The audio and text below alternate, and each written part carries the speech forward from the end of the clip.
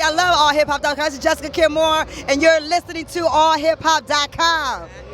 I'm Steffanie Christi'an. You're listening to AllHipHop.com. What up, though? We Are Scorpio, AllHipHop.com. Stay tuned. AllHipHop.com's in the building. Here with Steffanie Christi'an and Jessica Creekmur. What up? Oh, she from Detroit, y'all know. All right. Where you from? Detroit. Detroit. Okay, Detroit's in the building.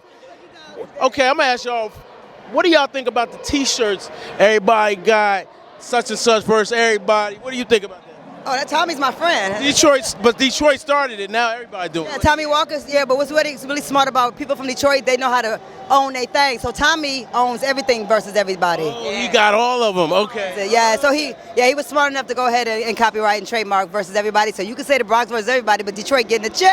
Hey. So, shout out to entrepreneurship and black ownership. That's what I believe in. You know, especially talking about 50 years of hip hop. Like who owns the culture? You know what I'm saying? Yeah, no, that's what. Yo, remember that big book of Detroit that they put out? Yes, I do. I'm in that book. I know I'm in a couple. Well, Hex Murder did the. I think he, anyway, I'm in the book. It's fantastic. I love Detroit. Good. I just want to ask y'all, what do you think about Detroit's contributions to the culture of hip hop? I mean, come on, it's the home of Jay Dilla, Slum Village, Eminem, Jessica motherfucking Creekmur, Maurice Malone. I mean, they're talking about, fashion culture. Maurice Malone was like on the front line before Tommy Hilfiger. Yeah. They were stealing from Maurice. He was doing it. We were doing interdisciplinary fashion shows with poetry and rhyming and all kinds of beautifulness and dancing and hip hop culture and graffiti. And so, I mean, Detroit's a part of the conversation. Always. And we didn't get it easy. Like, honestly, we had to you had to fight to be a backpacker because we drive cars. Right. So people are like, why you got a backpack on? You weird. So we were like nerds, man. But as a poet in hip hop culture, and Steffanie came up around the hip hop scene there as well. We're always pushing through. We're the underdogs, the undercurrent. And but you can't talk about the music. I mean, we made some of the baddest MCs to me.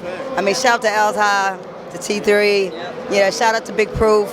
I love Big Proof. We miss him. Rest in peace. And Jay Dilla, JD was a friend of both of ours. And he was one of the first producers I worked with early, before I even moved to New York. And I said, I'm gonna put my poems over music. And he didn't shut me down. He's like, yo, that's absolutely what should happen.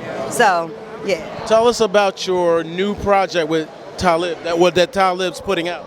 We Are Scorpio. It's like punk rock poetry. It's feminine, it's sexy, it's powerful. It's necessary. It's necessary, absolutely. There's no record there's no record like ours right now out, yeah. So you think maybe y'all can, well, let me not say that, but let me just say this. Afropunk, the festival has changed through the years, and I do miss that true punk vibe that used to be there.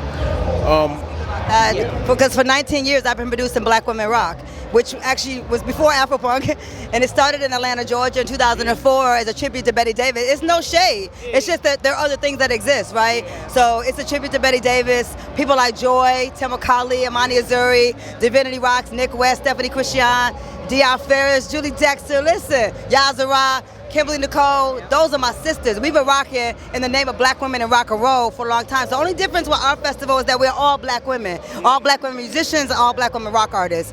19 years, the 20th anniversary is next year in Detroit. Come through. Ooh, oh yeah, you already know. And it's been a minute for me in Detroit, so I got to pull up. Show up. It's a whole bunch of beautiful Black women playing rock and roll. Okay. And last question, Hip Hop's 50.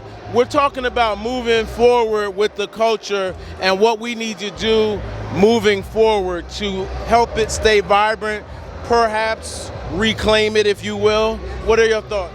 I think we have to reclaim it. We have to make space for women's voices in hip hop. I'm seeing the celebrations that are including women, even poets. I was on the event with Rakim and KRS-One in Detroit, the Detroit 50th anniversary. So I was honored that they asked, because sometimes they just kind of look past a poet or look past a woman MC.